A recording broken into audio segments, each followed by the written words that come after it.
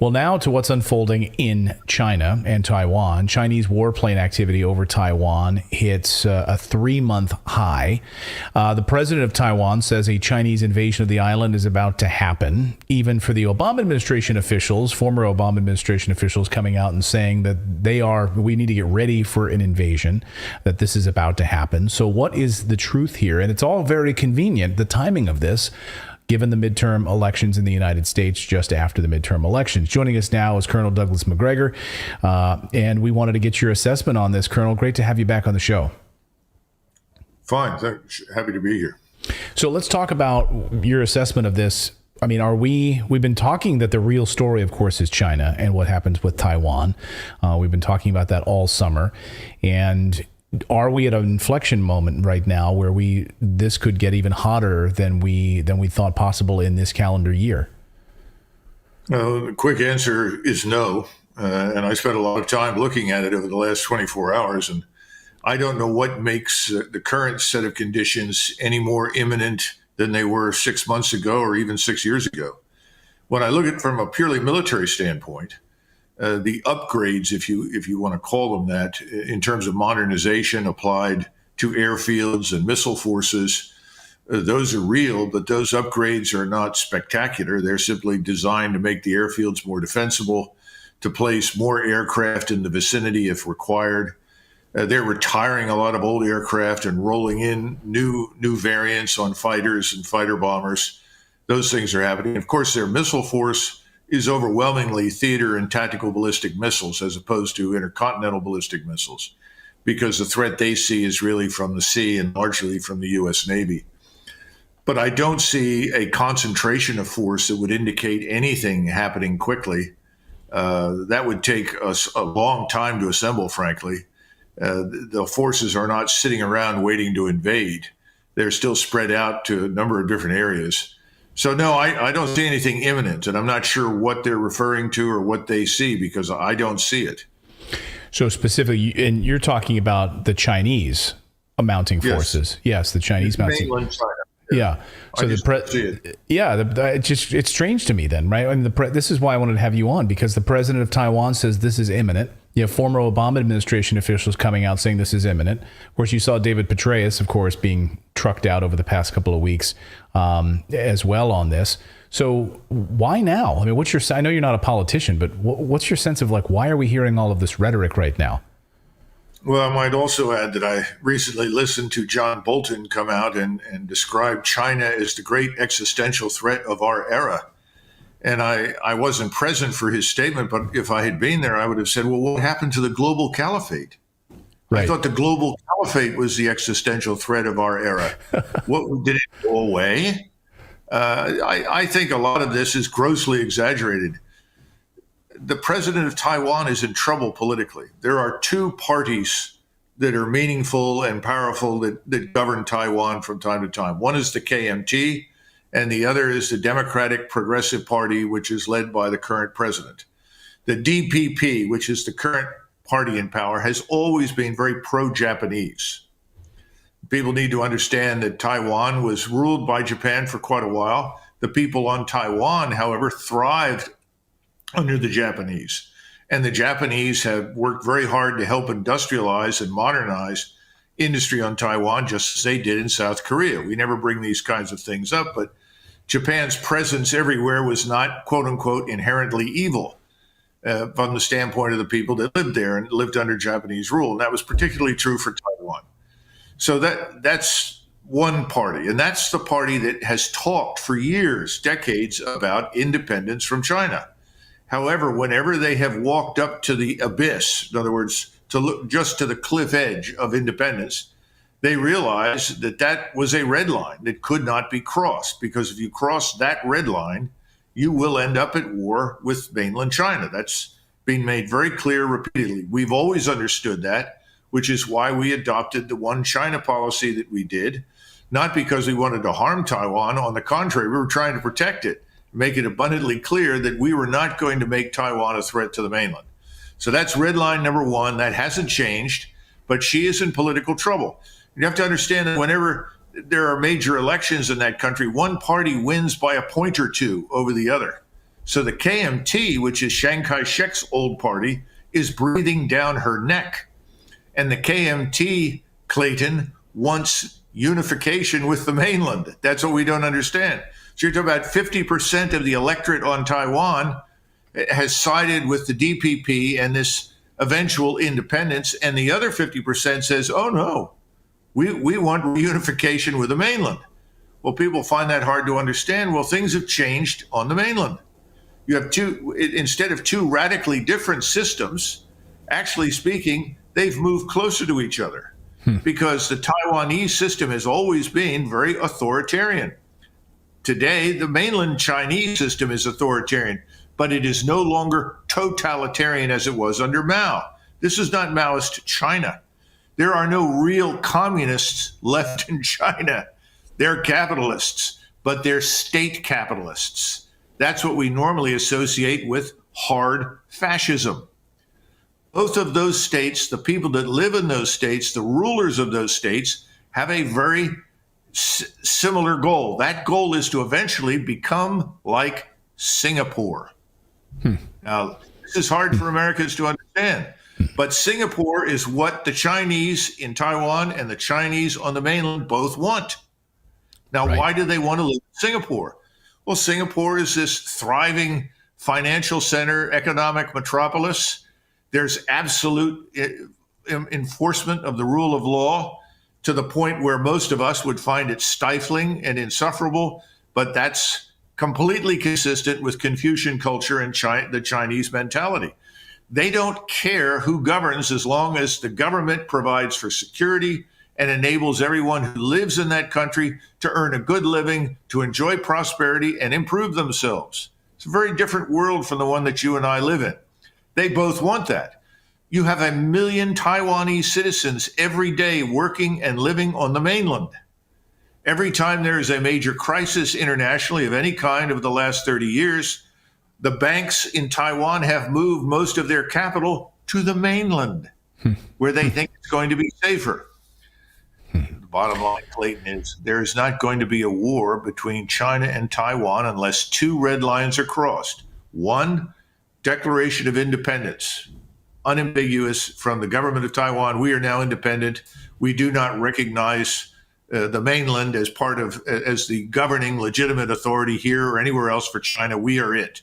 Number two, we are now going to station U.S. forces or Japanese forces or both on Taiwan. That's red line number two. If either of those things happen, no question about it, China will mobilize, millions of troops will show up, ships will show up, there will be war, even if it results in the destruction of Taiwan. And that's because all through World War II, stretching all the way back into the 30s to 1934, 35, 36, 37, every military intervention, incursion, and ultimately invasion by the Imperial Japan of China was staged on Taiwan. Taiwan was Japan's unsinkable aircraft carrier. Now, when we sell weapons to Taiwan, we used to be very careful about what we sold to ensure that they were, quote unquote, for purely defensive purposes. But recently, some of our decisions about missiles and missile technology and radars have raised eyebrows in Beijing because they look at the arrival of weapon systems and say, oh, those aren't really defensive. Those are being pre-positioned for use by U.S. forces so that U.S. forces could come into Taiwan and man these in a conflict or crisis. Now, I don't think that's really the case yet, but that alerts people to the mentality in Beijing and what they fear. And what they fear is us, U.S. military, on Taiwan in any capacity, more than anything else. So that's red line number two. Does that seem...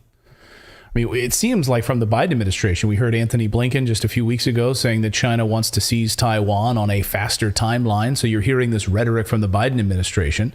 You're hearing it from Republicans as well as Democrats. And you were right. You were totally prescient the other day before this election saying, Clayton, I don't see after this election much change at all. And in fact, you were right about that. Now we've got total gridlock in Washington, and both parties are in simpatico on this China question. So do you think that the United States would dare to cross that red line? Does that seem like something you're starting to hear or see if that's the only way that they're going to go to war, then that would be the way that they're moving. It seems like you hear Antony Blinken talk about this, and these other guys in the Biden administration pushing for that. Well, the first answer that springs to mind is no. I don't see that we are planning to do that. No. If we are, I'm unaware of it. Would we do that? As I said, I think that would be extremely foolhardy and unnecessary. I don't think that this administration, whatever we think of it, and I don't hold it in very high esteem, is that stupid. So I don't see us doing that. What we do see are a couple of things. First of all, you talked about the aircraft, the Chinese aircraft. If you look at the Air Defense Identification Zone, what we call the ADIZ, that reaches out and touches Taiwan. In other words, if you're sitting in China, you have this thing called the Air Defense Identification Zone, which requires everyone who flies into it to identify themselves. It doesn't say you have to land. It doesn't say you can't come in. It's just if you fly in, you must identify yourself. That zone skirts or incorporates some of Taiwan as part of their early warning system. We have an air defense identification zone that extends 1,000 miles into the Pacific Ocean. Right. That extends right up to the border with Russia, practically in the Bering Strait around Alaska. We all the nations have these things, and the great powers are extremely sensitive to them.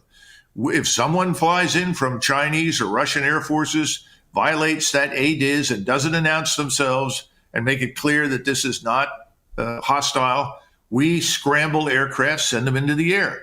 They do the same thing. And whenever we send ships through the Taiwan Strait, which we just did, the Chinese shake their heads and like, oh, stupid, send up 150 jets and make it clear that this is not what we want.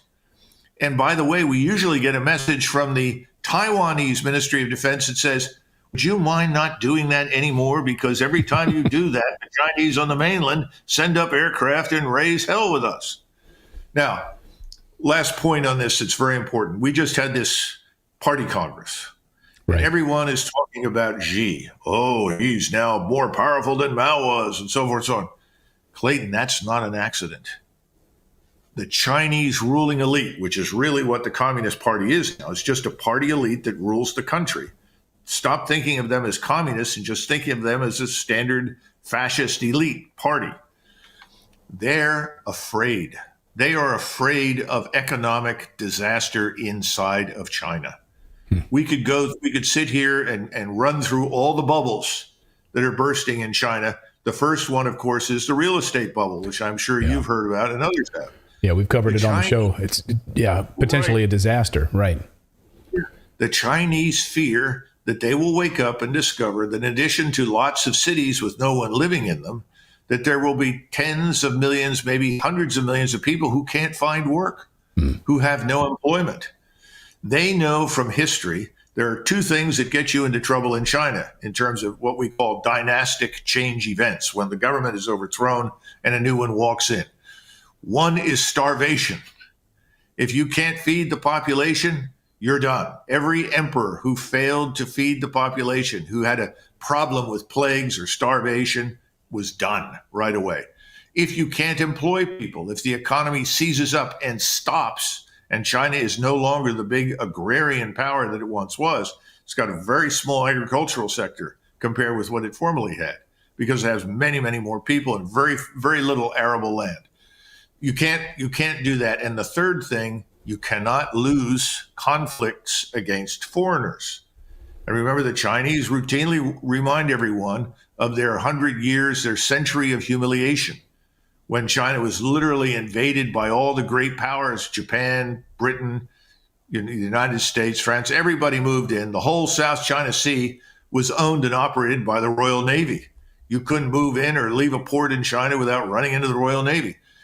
They don't want that anymore. They want to be able to know that they can move down through the South China Sea into the Strait of Malacca and go off and get oil, deliver goods, acquire food, all these kinds of things. So they're very sensitive to that. Right now, they're not sure that they are performing to expectation. They're afraid of an economic implosion. So what do? You give the emperor absolute authority. And that's the way you need to think about Xi. Xi is the emperor. And by the way, That's what the Chinese people want. They want an emperor to ensure disaster does not strike. But third on that list is the foreign power that might come in and dictate terms to China. And for them, that's us, because everything we build is designed to penetrate their anti-access capabilities. Remember, we talk about denial access capabilities that keep us out. Well, that's the whole point of all the theater ballistic missiles and cruise missiles. A third of what we call their Navy is really a giant Coast Guard that is equipped with lots of missiles. What are they there for? Us. We are seen as the enemy that is threatening them. So we look at China and we say, well, this is some growing, burgeoning threat. But the threat is not to us as a power per se, but to our ability to influence them with military power inside their country. And of course, economically, the sanctions that we impose and so forth. So I think we've gone overboard. And remember this, the date of 2049 has been the date for many years now of projected reunification. At this party Congress, they once again reaffirmed 2049. Now, 2049 does not mean that if we're not reunified, we go to war.